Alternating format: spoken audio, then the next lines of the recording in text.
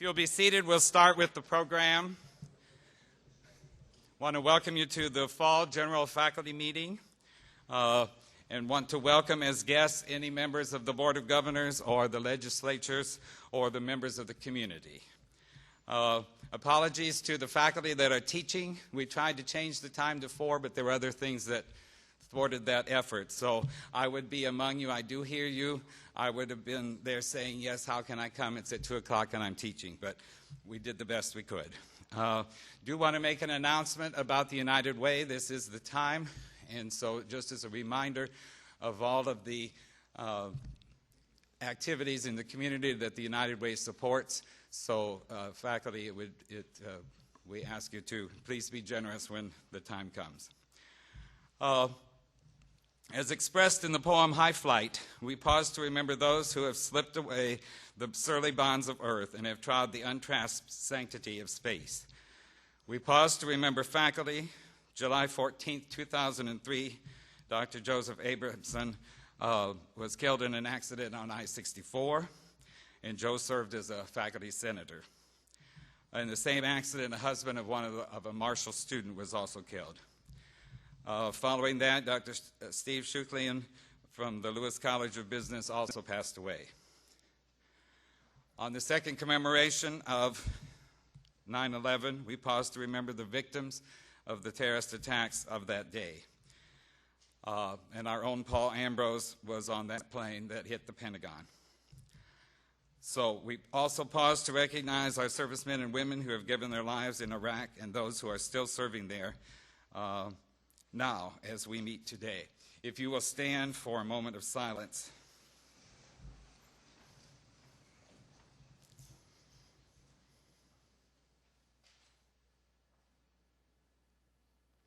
Thank you. Turn the podium over directly to Dr. Angel for his address.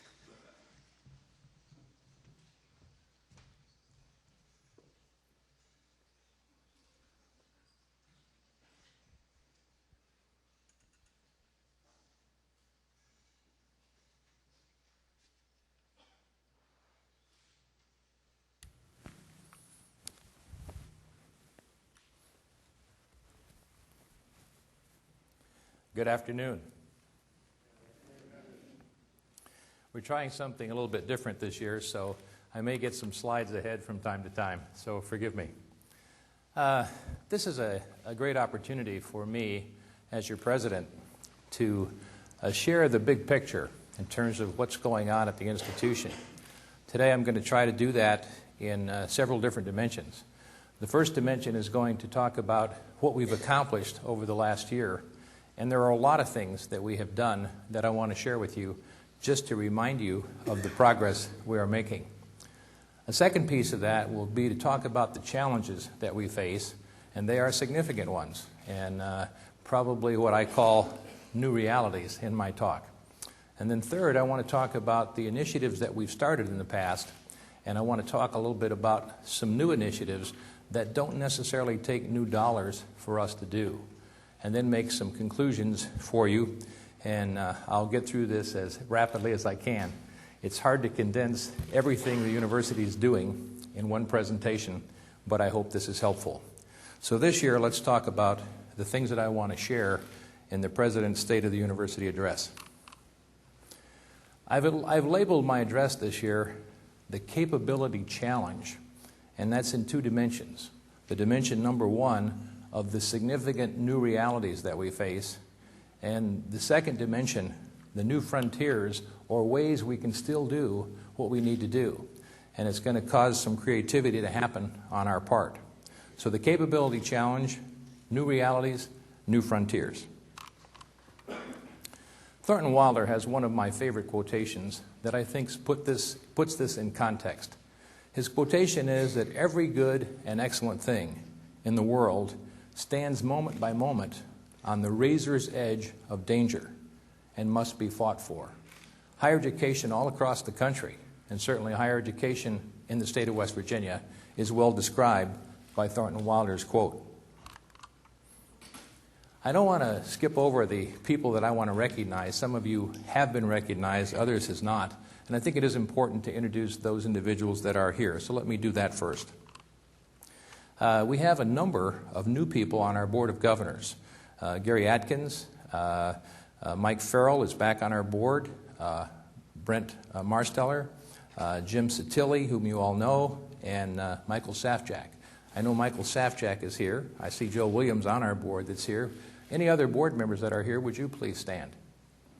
Would the two of you please stand? Let's give them some appreciation. Thank you. As you'll see, Joe Williams is also the secretary of our board, and I think there's a slide on that coming right away. The new officers for this year, if you're looking for who's in charge among the various board members, Mike Perry is the new board chair, Menace Ketchum is the vice chair, and Joe Williams is the secretary. But our 15 board members have been very active, and I think we're well represented on that board. I also want to extend my own welcome to the 58 new faculty that we have this year. Now, I can count. I know there are not 58 people in that picture, but we do have 58 faculty that are here this year. We welcome you, and I will tell you, after being here 4 years myself, it's a great place to be. It's a very active and profound teaching opportunity here at Marshall. Let's go through those achievements, and let's look and see what we've accomplished over the last year. First of all, Marshall recorded its 90,000th graduate.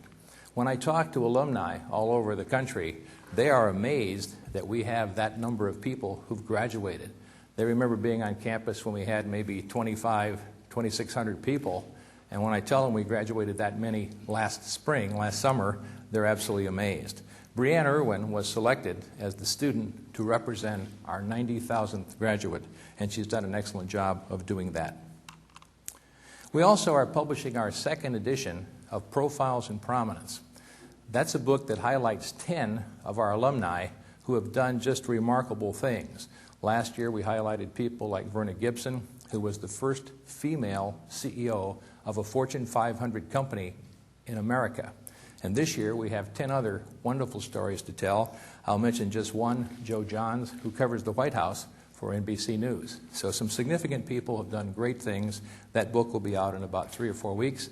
And I also want to thank my partner, Pat Angel, for again joining me in editing that book this year. Pat, are you out there somewhere? Over here.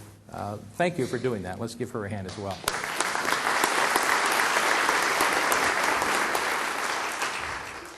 One of the things we're working on is a new alumni building. And as I say on the road when I'm out talking to alumni, I should remind you all that we are now located in an old funeral home. And it's time that we revitalize the Alumni Association with this new building. Our goal is to raise $3 million for this building.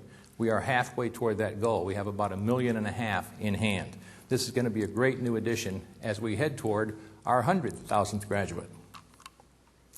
We also have a new record in enrollment again this year.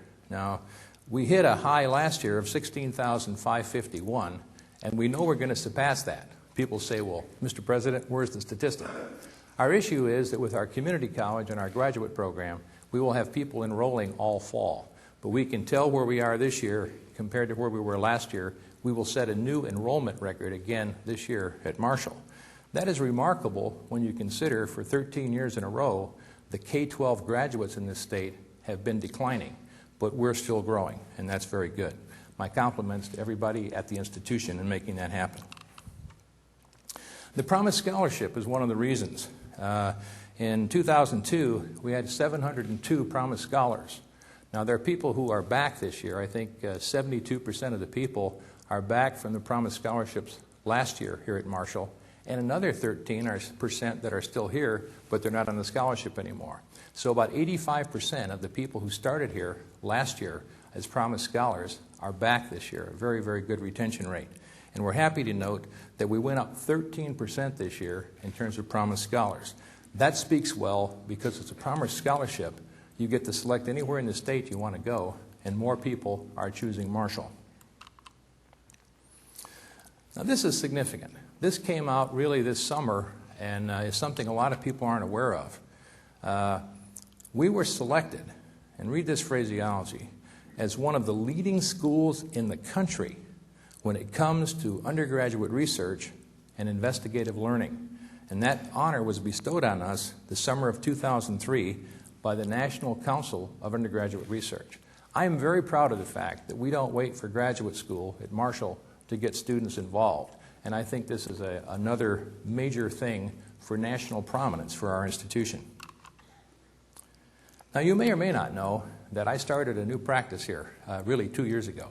And every semester, I send a letter to everyone who was enrolled full-time who got a 4.0 grade point. And this last year, we had 661 people at the institution who got a perfect 4.0 for a semester. And in the spring, virtually the same number. And I hear a lot of comments from parents and students regarding this. I think it's a practice we need to recognize excellence whenever we can. Outstanding faculty. We have a huge number of people that we could highlight today, and I'm only able to select a few each year, but I want to talk about some of the achievements that we are very proud of at the institution. One of the things that's happened last year, and was mentioned earlier, we had 2 beloved long-term members of our faculty who passed away. And I think that's something we will miss them. We will miss them immensely. And then I want to highlight some of the people here that you may or may not know, because I know how large the faculty is, and I know each of you are working in your own areas. One thing I'm very excited over is the fact that our longest term faculty member, I believe it's like 40 or 41 years, is Simon Perry. And the Drinko Institute is trying to come up with a new curriculum on his behalf, and you're seeing the promotion brochure that we have. But Simon, I want to thank you for your years of service to this institution, and I hope this is something that we'll be able to do in the near future as it becomes funded and approved for us to do it. A second individual that you may not be aware of is Dr. Ernest M. Walker, Jr. Now, he has got a patent approved, and it's for treating iron overload. We have come along with more and more patents recently at Marshall. I believe we have 3 that are done, several that are in the pipeline right now, and altogether a large number of things that are possible to have patents and develop into a product. We'll be talking about that more in a moment, but I want to congratulate Dr. Ernest Walker. Also, I don't know if you've read in the paper recently or not that Dr. Ashok Vashista has gotten a NATO grant. Now, the North Atlantic Treaty Organization is not exactly somebody familiar with Marshall University in the past. This is an internationally acceptable thing. And Dr. Vashista has just done a superb job in getting this kind of prominence for his work on nanotubes. And I understand that works for conductors and also for numerous other things related to defense. So congratulations to you. Can we give him a hand? He's here.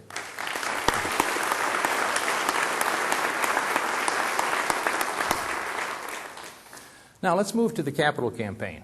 I remember when I was relatively new here, almost 4 years ago now, I came up with a radical idea. I looked at the fact that we had raised $11 million in an entire decade back in the 80s as an institution. And in the 1990s, we had raised $33 million. And came up with the conclusion and goal that Marshall University should raise $100 million in the next 5 years. So really triple the money in half the time was the goal. I'm glad to report today that we have reached the $62 million milestone. We have over 3/5 of our goal, and we have about 2.25 years to go yet. The economy has not been really helpful during this time period, but the people who've made that possible are the people that are highlighted on this Marshall magazine. Tim Haymaker has just done a marvelous job. Verna Gibson, Selby Wellman have been deeply involved. And you're going to see some buildings named for them, our new dormitories, and you're going to see the Profiles in Prominence pathway, which will kind of have plaques for them later on. I am exceedingly pleased with our progress against a very difficult economy over the last couple of years. And Keith Spears has been very, very active in this area, Lance West, and a number of other people. So thank you to all of you, and we appreciate the names that you give us and we get a chance to follow up on. The capital campaign is critical to Marshall's future. We have to seek additional funding. As you know, it isn't coming at the state level. One of the things we'll be doing is we'll be adding some names to the pathway of prominence. We built this a year and a half ago, and we've gone back and put, I think, 10 individual plaques on it, thanking people who have given Marshall University $1 million or more. Now, that covers most of our history, as far as we know it. We're going to be adding at least 5 plaques to that this fall for $1 million donors. One of the things I'm really excited about, how many of you have been over to take a look at our new housing? If you haven't seen it, you need to go look. First thing I want to tell you is we haven't built any new housing units on this campus in 33 years, so it's a significant change. These are beautiful buildings that were brought in on time and within budget. And I want to congratulate Ed Gross for that project, and I want to also thank him for the phones that the students there have. They can make phone calls all over the country for a low cost of about $30 a month, I think, in this project, so it's remarkable. The phone part of it has been written up in several national publications, so we are ahead of the pack on the leading edge in terms of prominence for Marshall University. I urge you to get over and take a look at those. We will have a naming ceremony, I think, on homecoming weekend to name all the dorms. They will be after the 3 people on the Marshall magazines and Bill Willis, who is a very prominent New York attorney. The Willis building will be the honor student building. Now let's move into an area like research, and I've probably tried to capture this in one simple phrase. Marshall University is on the move regarding research, and here's what's happening. First of all, let's take a different kind of look rather than just money over our history. In 1990, we got 101 awards for research and grants.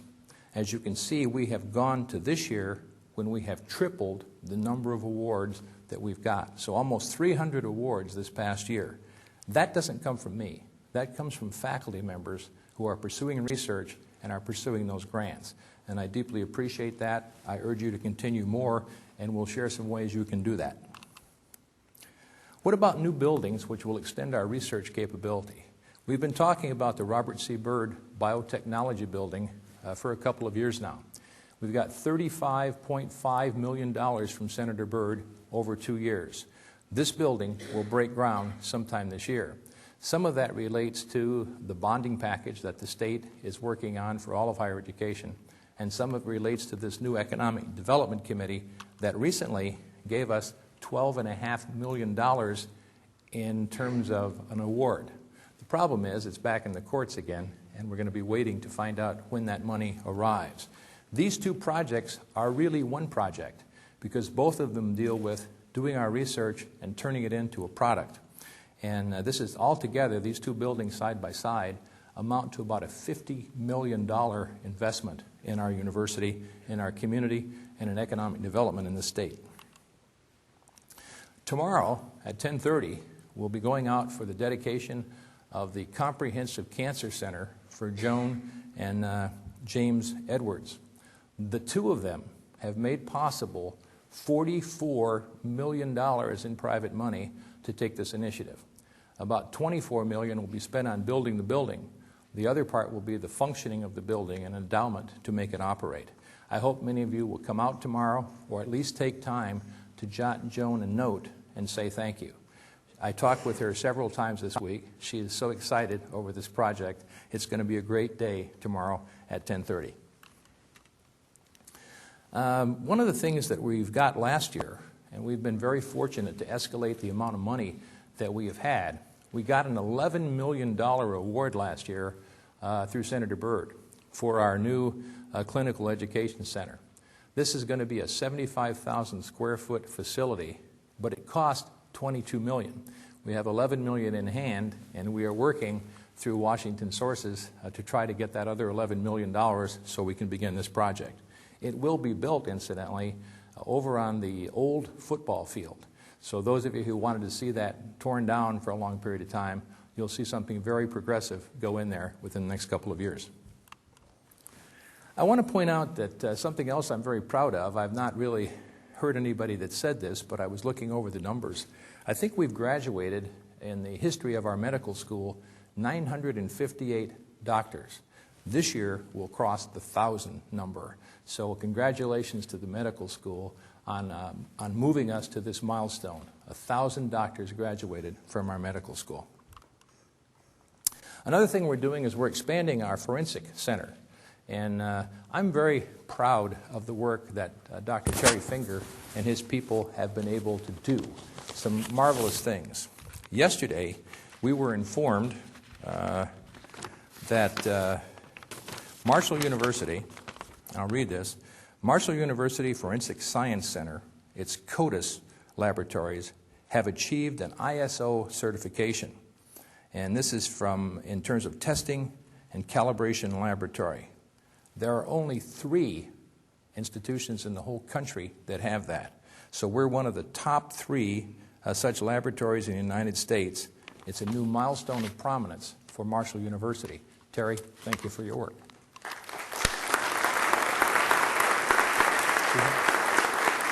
See out there? So this building is also part of that. We're doing $1 million addition to his lab, and it's really remarkable. This is something that we've already broken ground on, so it'll be coming pretty soon. And I want to congratulate him on this effort. He has got a national reputation already. Wherever you go and talk about this, people are aware of the DNA testing that we do on state felons. I guess that's me on the microphone, perhaps. Or maybe the felon striking back. The Ray Hall Transportation Institute. I don't know if you're familiar with the whole background, but our congressman was able to get us $12 million over a 6-year time period for vast economic development research in transportation. It deals with safety of transportation. And Dr. Richard Begley and Senator Bob Plymel are really bringing this to a new level. It used to be that we would go to Washington and see many of the agencies that work in transportation. This last year, they've been coming to us, and we've been making some really great progress in this whole area. One of the things I really think people may not know about is the fact that we've been doing grant workshops here for the last 3 years. And Merck and a number of groups have been involved in that. And they do basic grant workshops. They talk about the process here at the university, how you can go through it and get help to do your research. We will do 4 such workshops this year. The one that's coming up the soonest is on October 10th, and it's Introduction to Grant Writing for non-science disciplines. And I urge those of you who are not in the non-science areas to come to that, be part of it. Our last couple of workshops have had over 100 people at each one. Another thing I'm very proud of is our new land use and facility plan. This is a massive undertaking that we've been working on with consulting firms, and what you see is a footprint for what Marshall University might look like in the year 2020, 2025, 2030. And this was just approved by the board unanimously yesterday. Our CTC program. Last year we were involved in some new maritime training programs because we have one of the largest inland waterways in the nation. This year we're going to have a new conductors program starting up for railroad conductors. A very important thing, and I congratulate the CTC, our community college, for working in this area. We will have our 4th Sweat Equity Day this weekend. Another thing that I kind of brought with me when I came in. My philosophy was we want students who are freshmen to buy into the university and feel like it's theirs as soon as they arrive. One of the biggest drawbacks for freshmen is they go home every weekend, and they don't really make that transfer. If we can get them here and make them feel involved in it by working on the campus, painting something, cleaning up signs, whatever, and we've had 400 students participate each year over the last 3 years, and we hope this will continue to work. The idea comes from former Secretary of HUD, George Romney, who said you could do something and earn it by sweat equity instead of money equity. And this is something we want the freshmen to feel part of this campus and own it as soon as they can. I urge some of you to participate that day by cleaning up your own areas around the campus, and I'll probably do some of that myself. This last year we had our 2nd Governor's Honors Academy. The Honors Academy is a really prestigious thing. It started back in 1984, and we've never had a chance to offer it till 2 years ago. We had it last year, we had it this year, and we will have it again next year. 170 of the brightest rising juniors in the state are at this. It's a marvelous, marvelous thing, and I congratulate everyone involved with that. The South Charleston campus, one thing they lack out there is parking. We have a new parking garage, and we've built a lot of new parking on our campus, but that's an issue in South Charleston. And this year we've added 70 new spaces, partially working with Dow Chemical and partially working with the new owners of the Staunton School. We've added those spaces. Also on that campus over the last 3 or 4 years, we have added 3 parcels of land, and we're trying to get a 4th parcel right now, and I think that will happen this year to make that campus integrated. We've also put a new entrance into that campus, making it a lot easier to come and go. So some good progress in that area.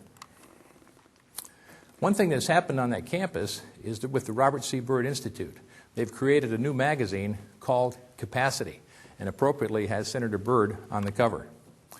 What they're doing out there is they're highlighting issues of importance to industry all across the country, and certainly industry in West Virginia. So we're very, very pleased with that new publication of Capacity magazine.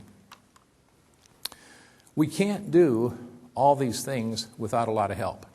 And here you have our whole congressional delegation. I say that because I came here from California and from Texas, and I could not imagine going to Washington, D.C. and seeing more than maybe one congressman and possibly a senator during the daytime. If you were willing to stay overnight, you might see a second person. Same thing for both of those major states. I will tell you, it is not unusual for me to go to Washington, D.C., and through the fine work that Charlotte Weber does, I'm able to see all 5 of these people in person in the same day. A pretty remarkable feat, and that's a great advantage for West Virginia. Each of these people have been very helpful to what we've been able to do. I've highlighted some of the things our own congressman has been made possible, Nick Joe Rahal. But this last year, Shelley Moore Capito was able to get us $250,000 in funding for some work in Mid-Ohio Valley. Senator Rockefeller will be here for a World Trade Institute, and that will be in October, and it's featuring biotechnology. We're trying to bring biotechnology leaders around the nation and around the world to see what's possible in biotechnology development in West Virginia. Congressman Mullihan is really important, and what people don't realize is that very few states have somebody on the major funding committee in Congress on the Senate side and also on the House side. That's really a 1-2 combination. It's not really just unilateral. Many states would love to have something like that, and we're happy that we are able to use that. We also got to pass on some legislative kudos. Now, we have a number of people here in our local delegation who do great things for us. When you call on them, they respond. They work well as a group. If any of our local legislators are here, I wish they would stand so we can give them recognition. Are any here? Right here in the back, Senator Plimer.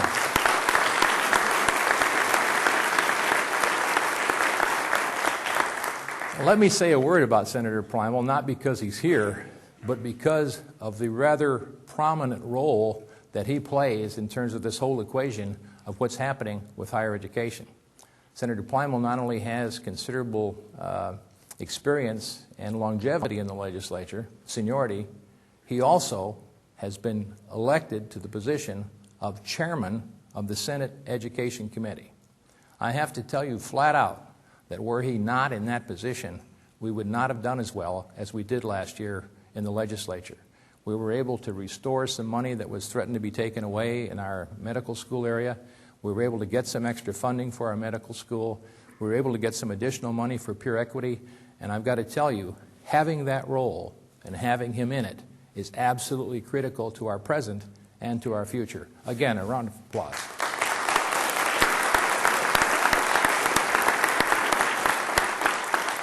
There's another group of people that I see often. I'm not sure all of you do. And I want to give adequate credit to these 4 folks. I mentioned some things about Ed Gross because he's just been able to do things and make them look relatively easy. A year ago, he came up with a design build process that allowed us to save a lot of money when we built our parking garage, and we were able to get that parking garage built in about half the time. With the extra money, we were able to put another 125 spots in that building. So instead of 875 parking spots, we were able to afford, on time, having 1,000 of them. Herb Carlett is another person that most of you probably don't see every day. Herb, are you out there somewhere? See here in the corner. Herb is one of those people who just works with his numbers daily. And I'll walk in and come up with some number, and he'll go check it, and he'll do the homework and the research on it. But when he tells you what the numbers are, you can put it in the bank. And I'll tell you that I work with a lot of business officers that really hate to spend money. Herb is not one of those. He really will try to find a way to help you work with it and get it done. Leighton Cottrell is a guy who has multiple responsibilities. Leighton, are you out there? Okay. The multiple responsibilities deal with things like being legal counsel for the entire university. And that's only one of his duties, wherein other schools of our size have a staff. So he does those, and he's also chief of staff at this institution and pretty much responsible to me on whatever I ask him for. He does that really well, and it's great to have him in that slot. Sarah Denman, you're probably on the faculty much more familiar with. I have never found an individual who has so much background, so much data. She doesn't forget anything, and she's able to kind of work through this whole process and tell you as much as you have time to listen to about everything. I really think she's probably just a phenomenal person, and I want to have all four of these individuals stand up and say thank you.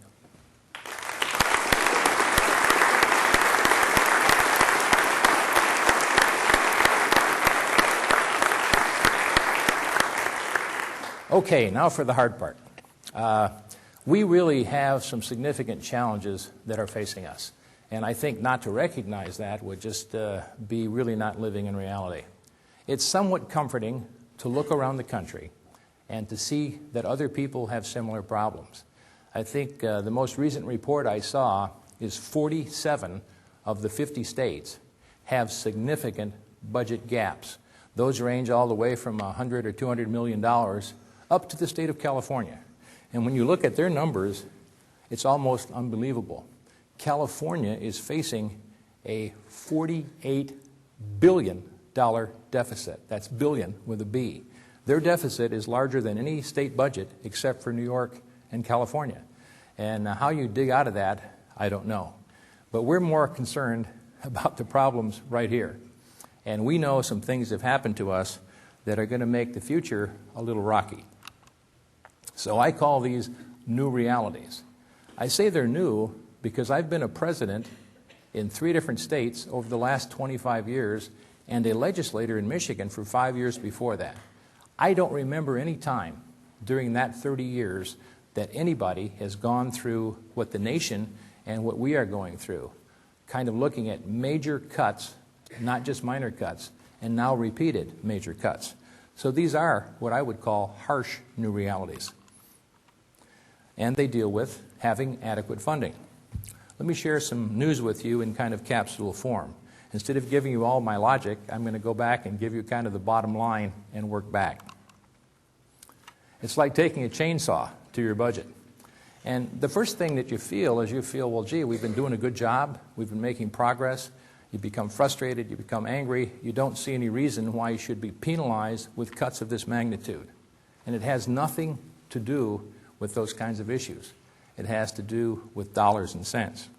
But you still feel like the chainsaw massacre. What we have is we have to look and we have to tell people what happened to us last year. The thing that I don't want legislators and others to go away with is, well, we asked them to cut 9% and they did. So let's just kind of continue on down the road. It's really important that all of us articulate what we lost last year when we lost 10% of our budget. And the biggest things, I think, in general, are these 5 things. A significant, and that's an important word, compression in terms of the required classes that we can offer. A huge reduction in the number of faculty full-time positions. Not layoffs, but positions that were eliminated and we don't have at this institution. Summer school severely reduced. Major equipment we didn't purchase. That's so important in terms of cutting-edge learning that we do in the nation. And then last, of course, major reductions in our library resources. To be exact, a very sizable cut in our library resources. We cannot sustain those kinds of things year after year and still stay the excellent institution that we are. And here's the bottom line. If you add together the 10% reduction we had last year, the 9% that the governor has requested us prepare for next year, also add what we had to pay for that wasn't funded by the state in terms of BRIM, insurance, and those kinds of issues, we will lose, if the governor's numbers hold through this year, we will lose slightly over 25% of full 1/4 of our state funding. Now that's a chart we've got to get in front of a lot of people because it's kind of like the Tin Man. That's our heart they're dealing with.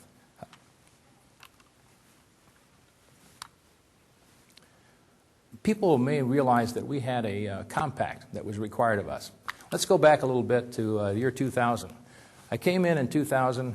The governor cut our budget 3% the fourth day I was here. And then we went through the whole aspect of passing Senate Bill 653. When that bill was passed, it was required that we do all of these new things, all of them wonderful things.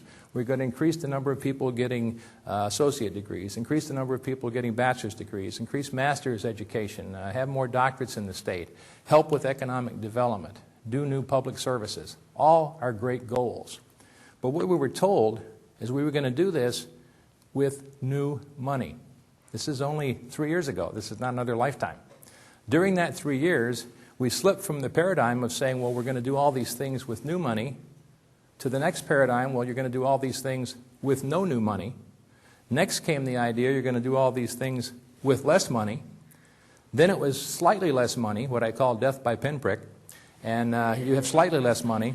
And then we've moved into an area of deep and continuing cuts.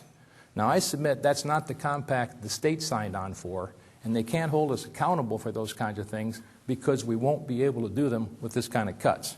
So the news this year is this. Oops. Can you give me the next one? All right. Oops. Take me back one. Yeah. We're not going to be able to do these. You'll see kind of the Ghostbuster sign over this, that we're really not able to do all those things when you're cutting our budget deep and continually every year. Now, when I talk to legislators, policymakers, including the chancellor, what I hear is, we've got to make these cuts. We don't have a choice. But I would submit in a recent newspaper article, I read that basically you can buy a whole pack of gum like this from Juicy Fruit, and it actually costs you more per stick than if you buy the individual ones. And what I submit there is you're being penny wise and pound foolish. And if you take higher education and you continue to make these cuts, you're saving money for the short run, and you're mortgaging our whole state's reputation and power to do what we need to do in the future. So we can't afford to be penny wise and pound foolish. The other thing is a quotation that I ran across maybe a year ago by Mr. Paul Light, who works for the Brookings Institutions. And Paul made a very, very intelligent statement as far as I was concerned. What he said was something my debate instructor taught me years and years ago at Wayne State University. George Ziegler was one of the finest debate coaches in the country, still teaching all these years later. He's been coaching debate for 48 years at Wayne State. And what he told me is whenever you run across an argument that somebody throws out, there are two ways to attack that are usually very, very useful. One, trace it back to the premise and prove that their assumptions are wrong. And the other way is to take it and extend that argument out to where it would go. And that's what Paul Light chose to do, talking about doing more with less. Mr. Light says, the logical extension of doing more with less is doing everything with nothing.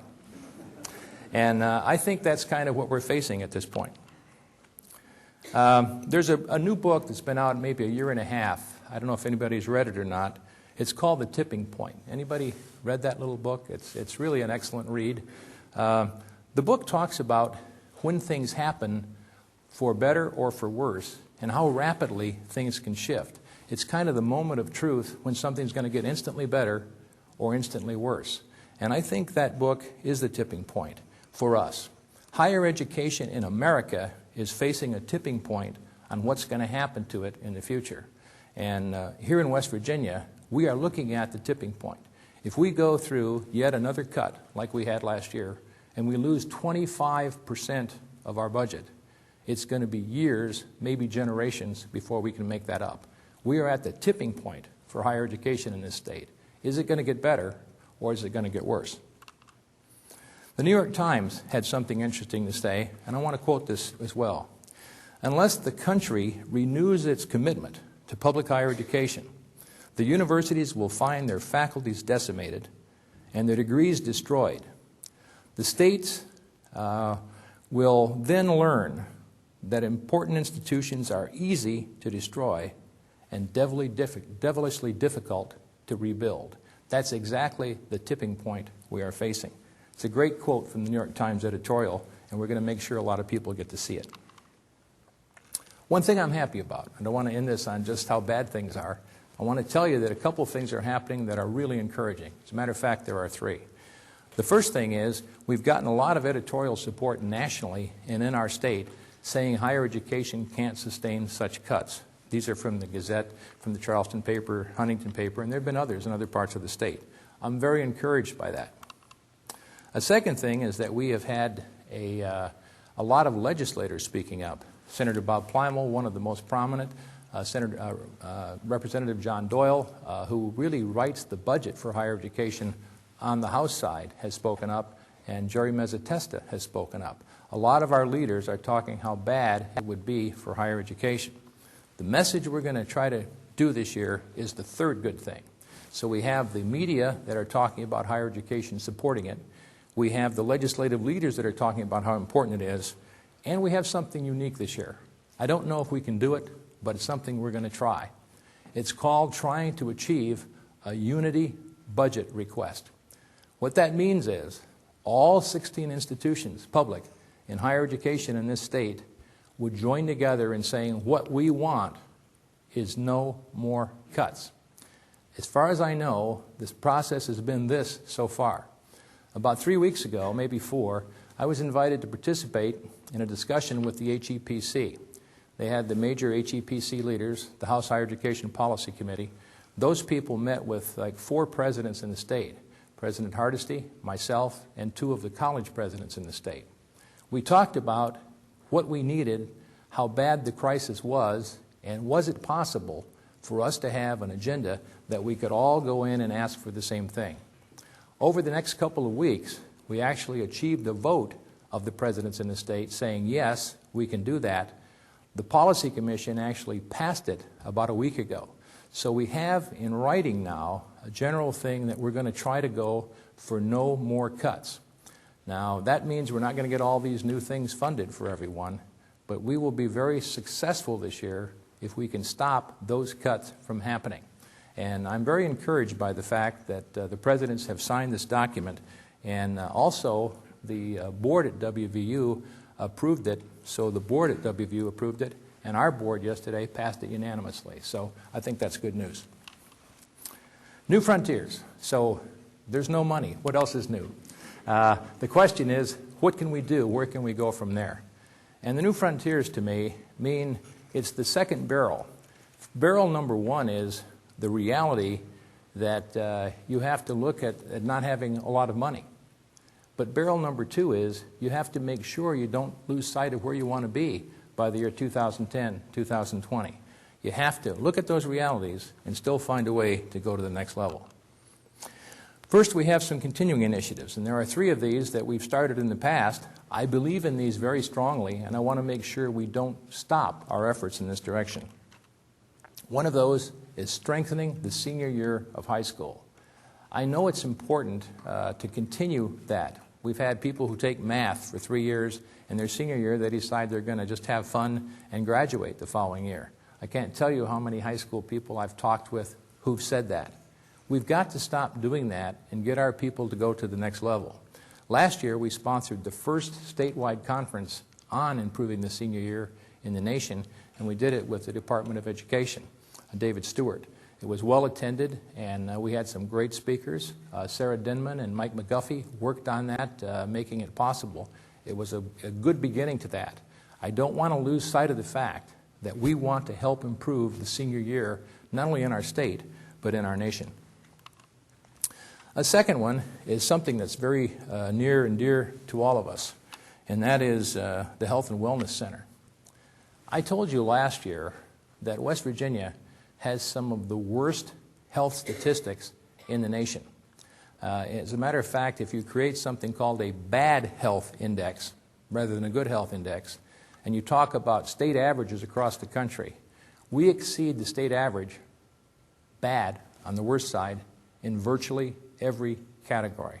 Obesity, way ahead. Physical activity, way ahead.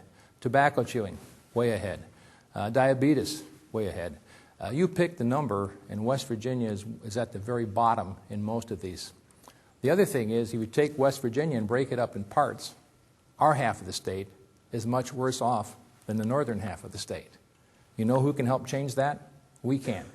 So last year, I said that with someone who was working on a national obesity study and who wanted to make a commitment to improving the health of the nation, that we would try to build and operate the Paul Ambrose Health and Wellness Building.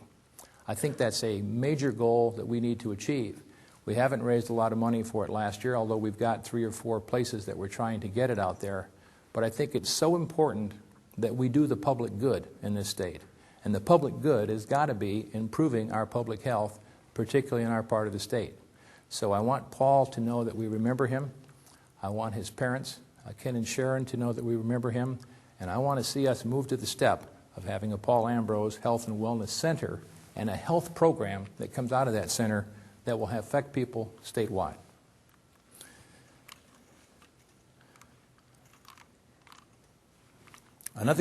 Go back to that one if you want. Another thing that is a continuing thing is the statement that we're going to be part of the economic development of our state and region.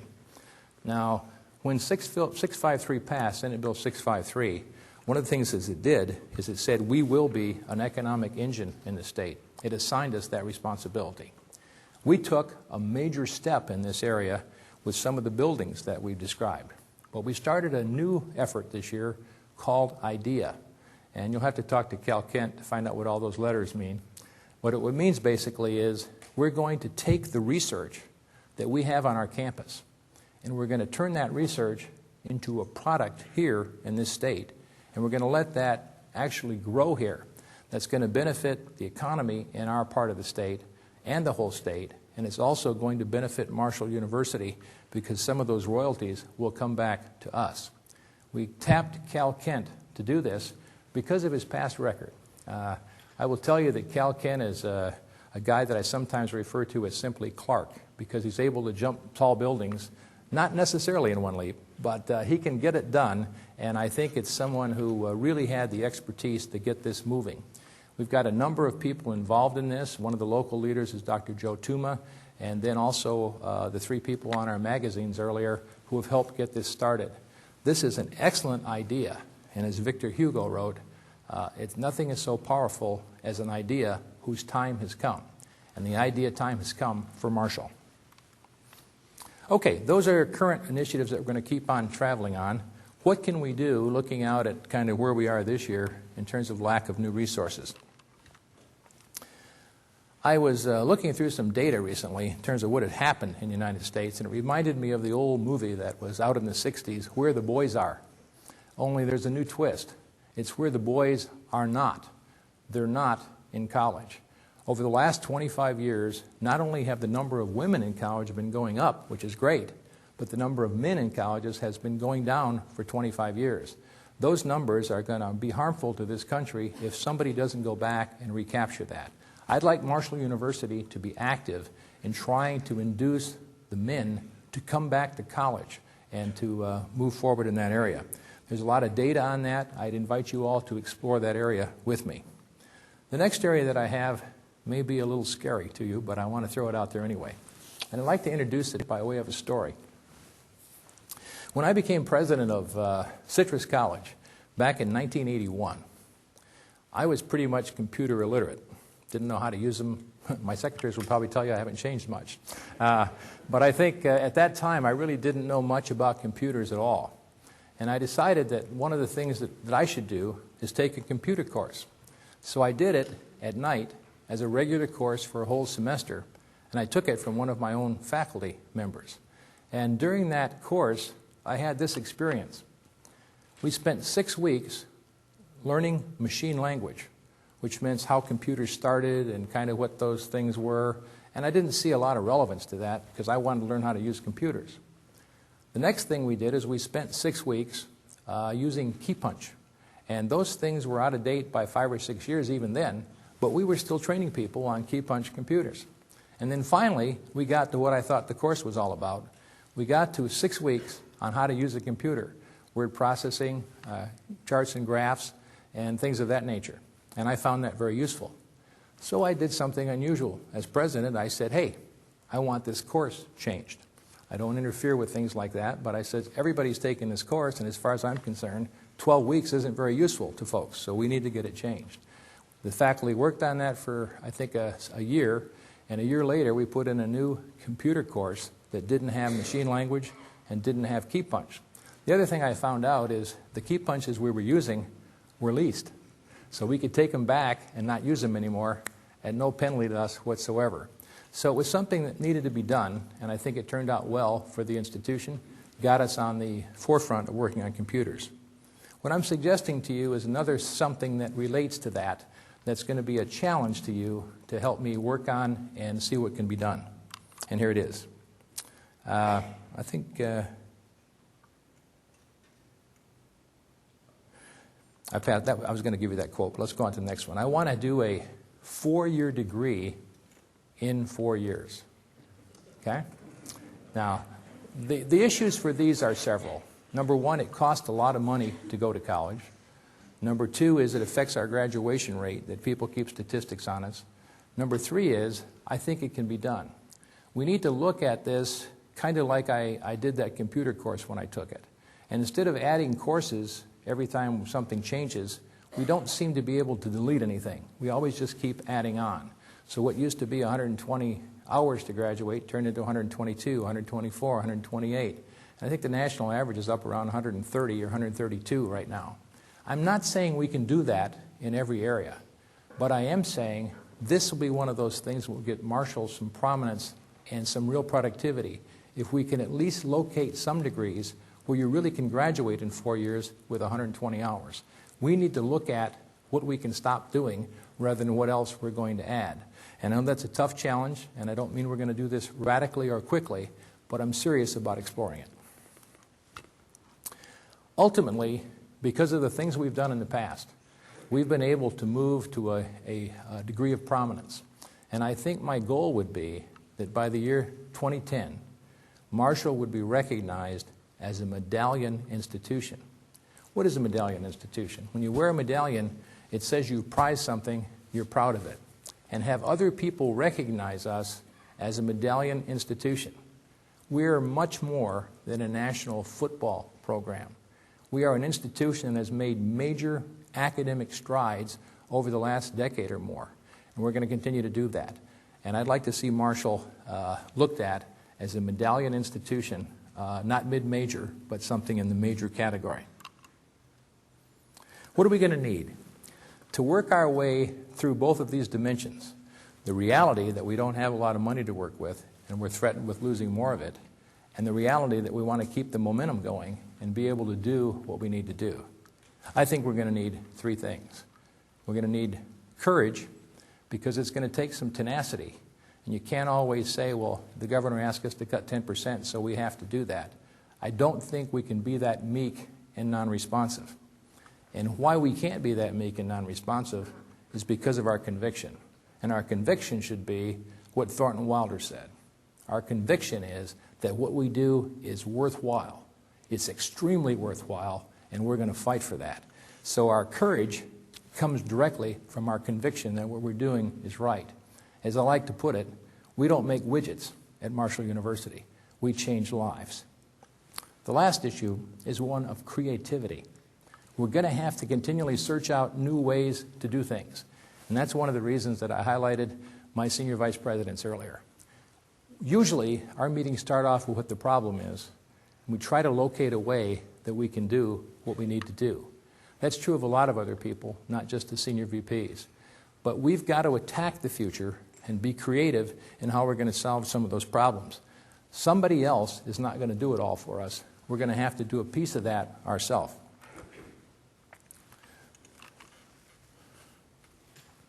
Can you get me to the next one? It's easy to look around you today and have a feeling of frustration and say, you know, why should we bother? We're being cut year after year, X amount or Y amount.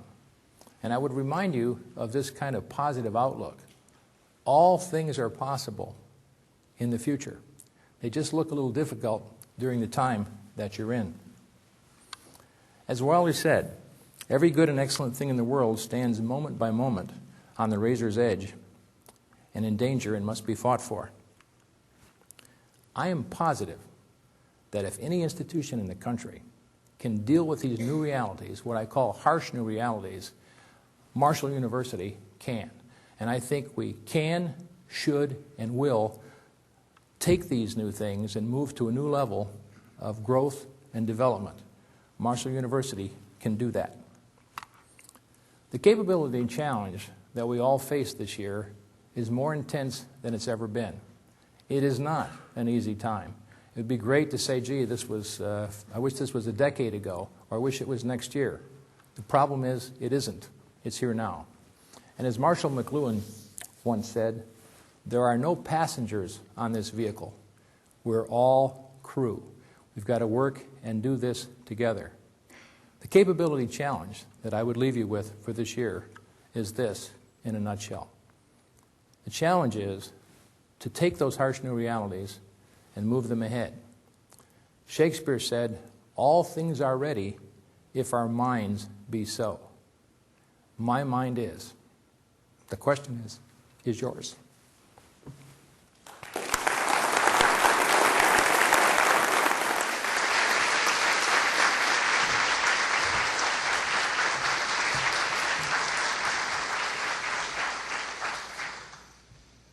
Thank you, Dr. Angel.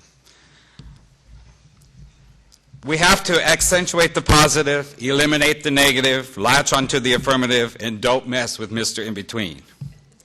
The words of this old song could serve to describe the yeoman job our faculty have done in the classrooms of Marshall University. It can also be the beacon to follow as we work on the issues of the day. The things I'm talking about today have come from communication from the faculty, and I'm representing the faculty and in talks with them. In response to that I put out to the faculty, what would they like to see the Faculty Senate deal with some of the issues? And to no surprise, the big issue was salaries.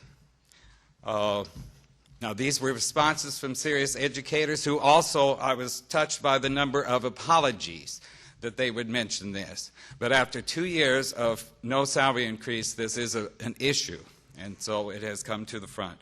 These are not whiners. The faculty have worked hard for a long time with little reward. Faculty salaries have been far below those of peer institutions, and peer equity as well as merit pay is unfunded. In addition, the faculty do not receive the annual experience increment, bonuses, or faculty improvement fee. This does not mean that our salaries have remained constant either.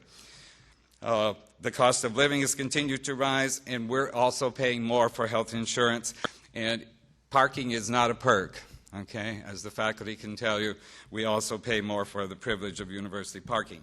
The financial burdens are painful not only to the faculty, but to their families as well. Loss of tenure-track positions has been significant, and faculty are finding that some of their classes are overloaded as many as 15 people. This is certainly not insignificant when you consider the number of hours put into grading assignments or the charge to provide timely information back to the students, feedback in time.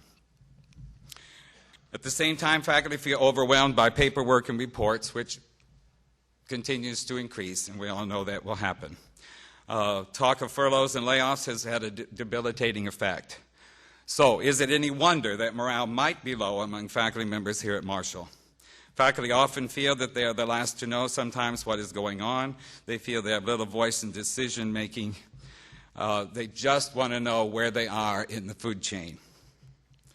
We have taken up the cry of the comedian Rodney Dangerfield. I just want a little respect. We are daily on the front lines in direct contact with the students. We have spent years becoming experts in our fields of study in order to pass on our knowledge to the students who are the future.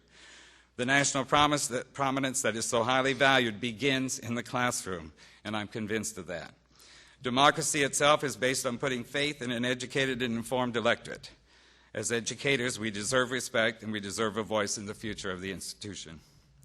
We see the positive daily in the classrooms of Marshall University. We see it in the interaction between the faculty and the student in the laboratories. We see it in the clinical experiences in the community. We see it in the advising and capstone experiences. We see the positive in the service of the faculty to the individual colleges and the university. We see it in faculty publication, research, and creative expression. We realize these are tough times. We're willing to be part of the solution, not just part of the problem. I taught at an institution in South Dakota it was a private institution, was facing similar problems in that no money, programs were being cut, faculty were being cut. When I went back to that campus to show my wife the campus, there were signs that said electric fence. And I thought, electric fence. Well, in the meantime, the college had folded and had become a low-security prison. So I can tell you that campuses, college campuses, make great prisons. You have dormitories, you have cafeteria, you have a gymnasium for exercise, and you have the library for continuing ed. That won't happen. My wish would be for every faculty member, new and old, to have a professionally fulfilling year. This can be accomplished by keeping our eyes on the goal of educating students, but we don't have to martyr ourselves in the process. We will seek to remain positive, proactive, and affirmative, and we will seek to eliminate the negative, and we will try definitely to avoid Mr. In-Between. I'd like to now have the deans introduce the new faculty. After hearing the good, the bad, and the ugly, we want to welcome the new faculty to our family at Marshall University. We will start in alphabetical order according to your program with the College of Education and Human Services, Dean Williams.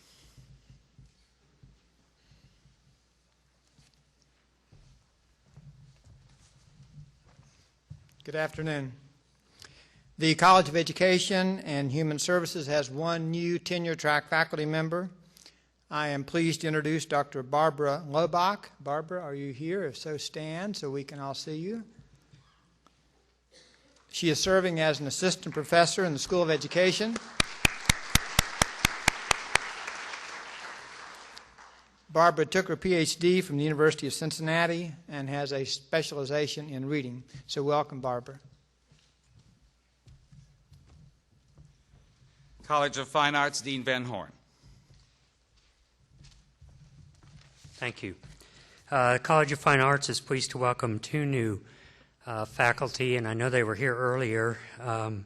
Stephen Barnett. Steve, are you still here? And Yanya Yang. These two are new tenure-track faculty in the College of Fine Arts. Steve is an associate professor of music and also the director of athletic bands. He comes to us from, most recently, the University of Mississippi, where he was assistant director of bands. I also want to mention that this is Steve's birthday today, so happy birthday. And Yaya is an assistant professor of art and was most recently at the University of Kentucky as a graphic designer and multimedia developer, and she is teaching for us in the area of graphic design and multimedia, so welcome to both of you.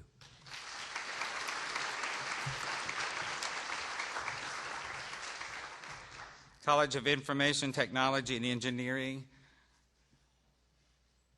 Dean Doolin.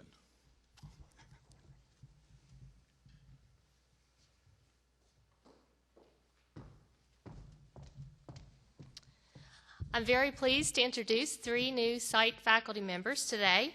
The first is Dr. Richard McCormick, who joined us in January, so he's semi-new. Dr. McCormick has Master of Science and PhD degrees in Civil and Environmental Engineering from Virginia Tech. He has over 28 years of experience in higher education, and his research interests are physical and chemical treatment of water and wastewater and hydrologic and hydraulic ramifications of flooding in West Virginia.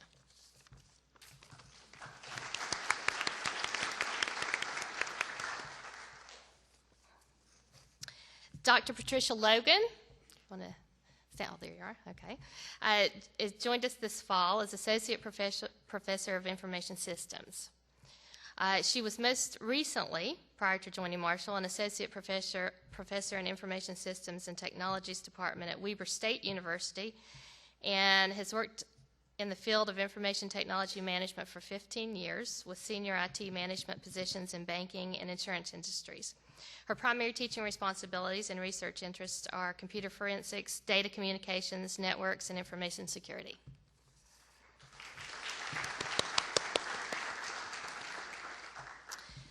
And finally, Dr. Venkat Gudavada joined us as Associate Professor of Information Systems this fall. He has Master of Science and PhD degrees in Computer Science from the University of Louisiana at Lafayette, and also has a bachelor's degree in Civil Engineering. Prior to coming to Marshall, he was in the New York area and worked as Vice President of Systems Development for Merrill Lynch and as an independent consultant for the financial services industry. His interests are functional extensibility and information systems, content-based multimedia information retrieval, and practice-based teaching methods and technical education. Welcome.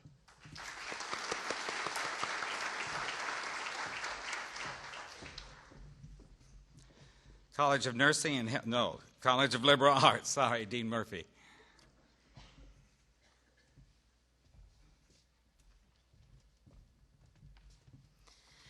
College of Liberal Arts is pleased to welcome 15 faculty members this year. 6 tenure-track faculty and 9 faculty are holding one-year temporary appointments.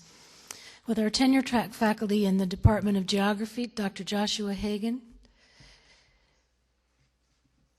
Dr. Hagan holds his PhD from the University of Wisconsin at Madison. He's a specialist in human and cultural geography. And Dr. Anita Walls, who holds her PhD from the University of Maryland and is a specialist in physical geography and environmental science.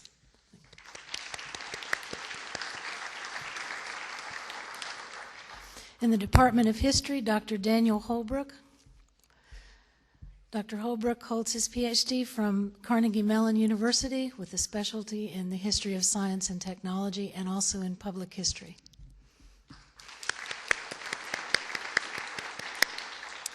In the Department of Modern Languages, 2 new tenure-track faculty, Dr. Marina Herbst. Dr. Herbst holds her PhD from the University of Georgia and specialist in contemporary Spanish literature and 19th century. And Dr. Rosario Quintana, whose PhD is from the Universidad de Madrid, who's a specialist in Spanish linguistics and philology. In the Department of Psychology, Dr. David Trumpauer. David. His PhD is from the University of New Mexico. He's a specialist in quantitative methods and analysis and also in cognitive psychology.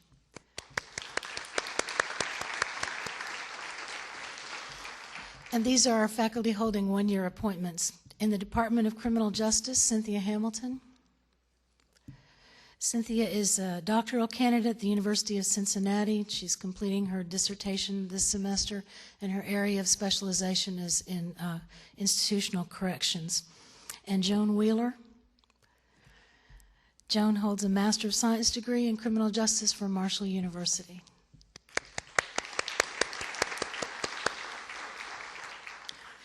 In the Department of English, Alexandra Bradner.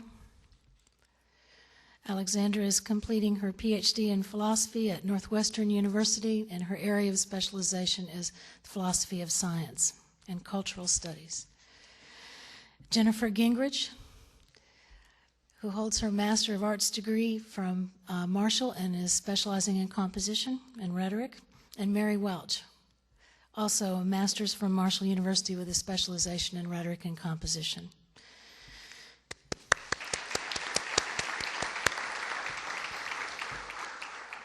In the Department of Modern Languages, Carmen Castro. Carmen holds a master's in Spanish as a second language from the Universidad Antonio de Nebrija, a master's in Hispanic philology from the Universidad de Cordoba, and a master's in English philology from the Universidad de Cordoba.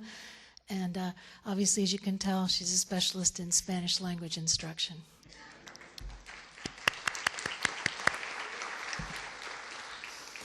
In the Department of Sociology, Christy Salmons with a master's degree from Marshall University. Robert Webb with a master's degree from Marshall University, and Dwight Wood with a master's degree from Marshall University. It's a pleasure to welcome all these faculty. Now, the College of Nursing and Health Professions, Dean Welch.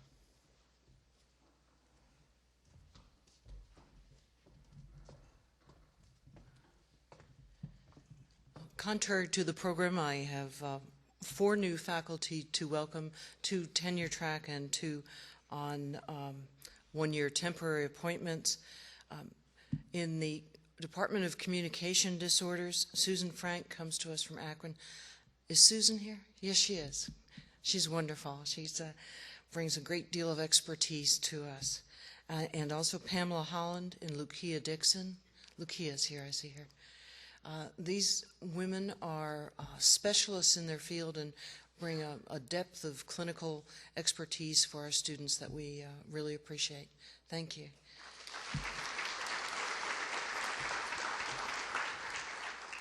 And Susan Hager is a returning faculty member for the School of Nursing.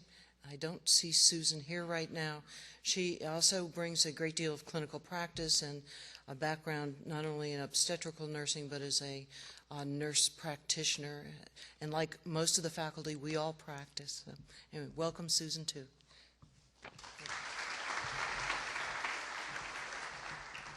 Elizabeth McDowell Lewis College of Business. No, I skipped one again. College of Science, Dean Bregan.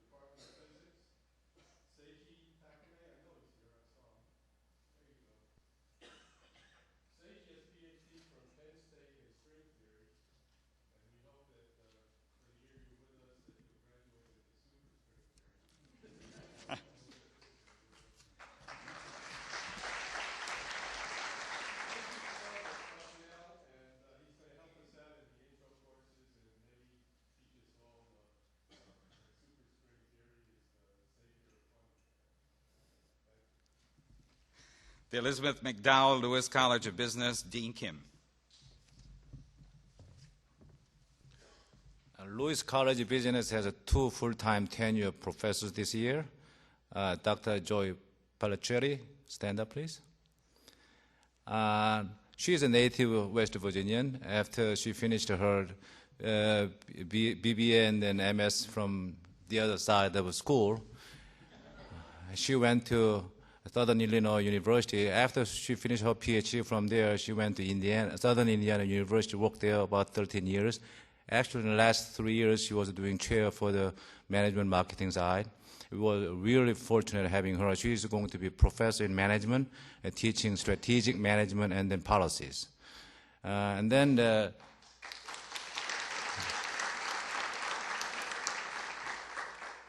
Catherine Call, maybe it's Larry's fault. She's in class right now. She graduated from Michigan State University. She is also the major in the labor relations and then human resources management. She is stationed in South Charleston, but she's teaching over there right now. She has been working for 10 years at Indiana University before she joined with us this year. I have been doing chair position for about 20 years, but this I don't remember. We did have a really fine recruitment this year. It's a fine to young, excellent professors. Thank you.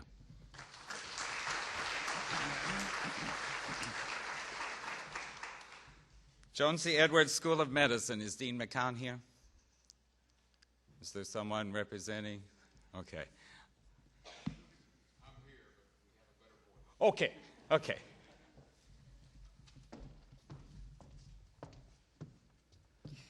Yes, hello, I'm Gretchen Oley, Dr. Oley at the Department of Medicine, Associate Dean of Clinical Affairs, and on behalf of Dr. McCowan, I'd like to introduce the faculty members that have recently joined us in the School of Medicine. Those people that are here, could they please stand and we can recognize them at the end. Isam Beryoun in the Department of Medicine. Aaron McGuffin, Department of Medicine. William Burns, Department of Obstetrics and Gynecology. Shalini Singh, Department of Obstetrics and Gynecology. Nancy Norton, Department of Pathology. Nancy's here. Donna Bolden, Department of Pediatrics. Mary Haynes, Department of Pediatrics. Curtis Harrison, Department of Surgery. Stephen Kane, Department of Surgery. Gerald McKinney, Department of Surgery. Sean McKinney, Department of Surgery. James Endicott, Department of Family and Community Health. Chadley Runyon, Department of Family and Community Health. Joe Shy, Department of Family and Community Health. Stephen Wilcox, Department of Family and Community Health. And Pamela Staten, the Forensic Science Program. She's here. Thank you very much. Welcome, everybody. Thank you. Marshall University Libraries, Dean Winters.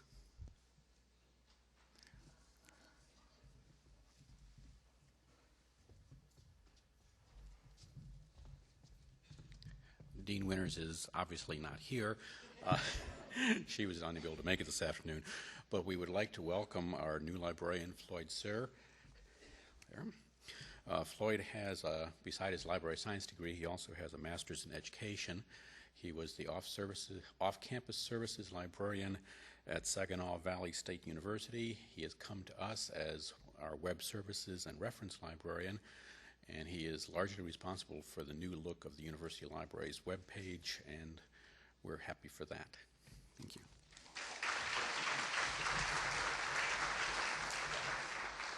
Secondary Education, Professional Development, Dean Childress.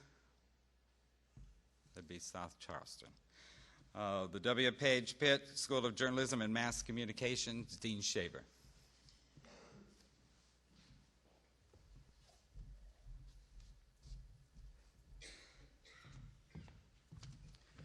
We have 2 new faculty members, both on temporary appointments, but on very different temporary appointments. I would like to introduce Bernice Morris. Bernice is filling a rotating position we have, the Carter G. Woodson Visiting Professor of Journalism and Mass Communications, which means, among other things, he's come to us to help us with diversity issues, but he's also helping to teach print journalism. He's one of the 2 teachers helping students prepare stories for the Parthenon, so you can call him when you have complaints. He's also teaching public relations. His background includes a number of years in print journalism, starting at the Dayton, Ohio paper and ending up in Austin, Texas. He has taught in a number of schools, including our neighbor down the road, the University of Kentucky. Right now, he is a regular full-time employee on leave from the University of Mississippi's journalism program and will be with us for the following year. So welcome, Bernice Morris. Our other new faculty member is Ruth Sullivan, who couldn't be here this afternoon because she is teaching a class. Many of you may know her. She has taught part-time for us for many years and worked both in media and in public relations, most recently for American Electric Power. She has both her bachelor's and master's from Marshall University, and those of you who knew her as a student may remember that she was the homecoming queen when she was a student at Marshall.